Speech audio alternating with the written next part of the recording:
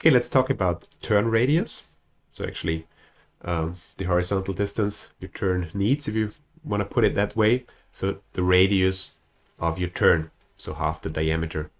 Now the turn radius is depending on bank angle and airspeed. It's pretty intuitive. If you increase a higher bank, this increases your rate of turn, and this in turn reduces your turn radius. On the other side, if you keep your bank angle constant and you fly at a higher speed, then there is greater inertia, then there's a higher horizontal lift component required, and in turn the turning rate becomes actually less, and you will have a larger turning radius. Why can turning radius be important? Well, imagine you're in a narrow valley. You've made a mistake. You've flown into a valley that's actually becoming too narrow. You cannot outclimb it. You need to turn around. Now, if you turn around in a narrow valley, you have not a lot of horizontal space available. So it's important to keep your turn radius small. So you probably wouldn't attempt that turn at 200 knots with only 5 degrees of bank angle, because then your turn radius would become maybe so big that you actually hit the other side of the valley.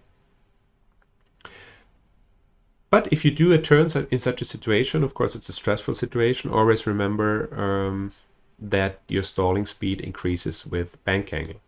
So if you overdo it, you want to be really slow with a high bank angle, then you have a high chance of stalling the airplane and maybe even spinning it, which makes matters only worse. So keep that in mind.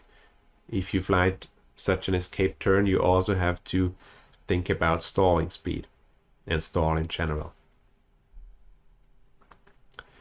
Another effect during turns is the overbanking tendency.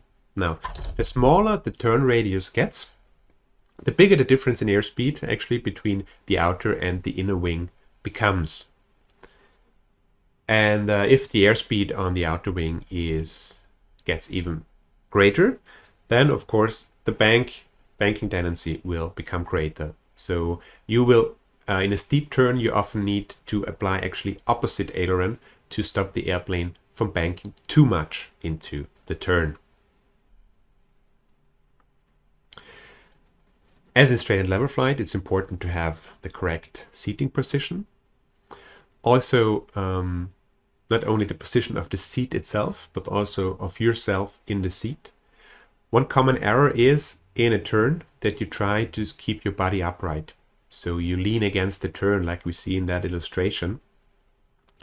That's not too good, because this makes it harder to judge your attitude.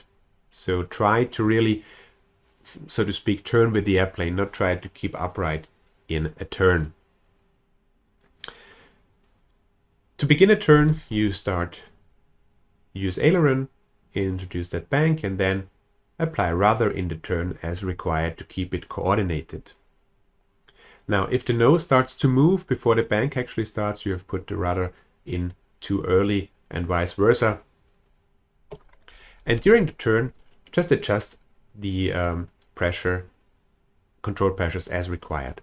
In a shallow turn, due to the yaw, you may have to keep a little bit control pressure into the turn. In a medium banked turn, normally you can very much relax the flight controls and it will continue that way.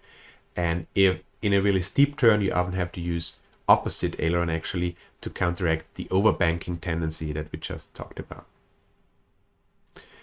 And then just apply the same principles we learned about in the straight and level lesson, the principles of attitude flying.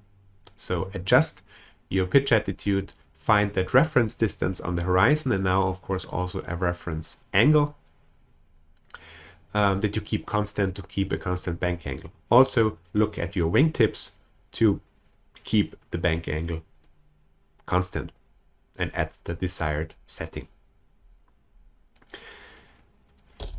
If you're flying a very steep turn, so 45-degree bank or more,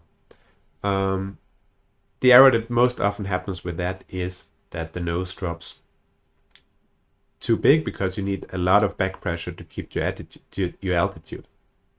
So if the downward deviation becomes excessive in a steep turn, it's important that you first decrease the bank angle a little bit and then pull back. This will, first of all, will make it easier to get the nose up again, and it also will reduce the stress on the airplane.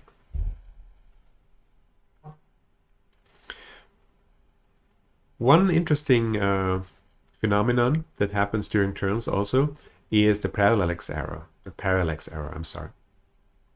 This makes the nose appear to rise in a left turn and to drop in a right turn. And it's because of the pilot's seating position, which normally, well, in some airplanes it's in the center, then it's okay. But many trainers have side-by-side seating, so the pilot sits on the left. And so the pilot position is actually moving down and up if you are in a turn. Just be aware of that effect as well. Practice is required to really fly nice turns because the controls for turning and for adjusting the pitch attitude are on one control normally. So you have a stick and you have a yoke, and you have both of those controls on one thing that you have to grip. So at first it might be difficult to just introduce a bank without also pulling back a little bit. What's important with that is, as I've mentioned quite a few times before, is that you have a relaxed grip on the flight controls. Well, how do you end a turn actually? Well, you apply opposite aileron. And when should you do that? It's actually depending on the bank angle, of course. If you're flying a very steep turn, you have to roll out earlier because otherwise you will overshoot your target heading. So one rule of thumb is to stop the turn or start stopping the turn roughly half your bank angle before. So if you're flying 30-degree bank angle, you should begin to roll out 15 degrees before your target heading. Also remember, especially in a steep turn where you needed a lot of back pressure, maybe also back trim on the elevator, that you need to adjust this as you reduce the bank angle, because otherwise you will start climbing away at the end of the turn. Okay, so what are the common errors during turns?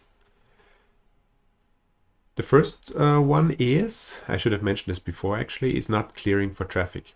So if you're flying a turn, if you start to turn, always take a look to the left, to the right, make sure the area is clear and you're not starting a turn directly into other traffic.